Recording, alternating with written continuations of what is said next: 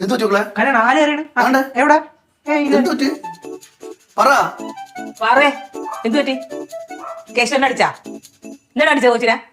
ഞാൻ അടിച്ചൊന്നുമില്ല. പിന്നെ കോച്ച് കരയണത് പക്ഷെ കുട്ടുമാമൻ അടിക്കാൻ പോയി. അടിച്ചില്ല, നന്നായിട്ട് വഴക്കും പറഞ്ഞ് ഗൗരവമായും കുറച്ച് വഴക്കും പറഞ്ഞു. അതെന്തിന്?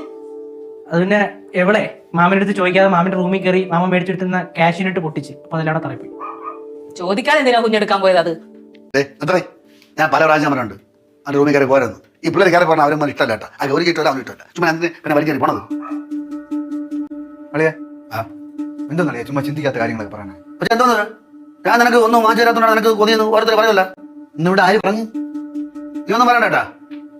കുറച്ച് പറയാണ്ടി തറ വിടുന്ന് പറഞ്ഞിട്ട് കാര്യം ഭർത്താവ് കൂടെ കൊച്ചിനെ വഴക്ക് പറഞ്ഞിരിക്കണം. ചുമ്മാ അല്ല ഇവിടെ ആളും കൂടെ പറയണത്.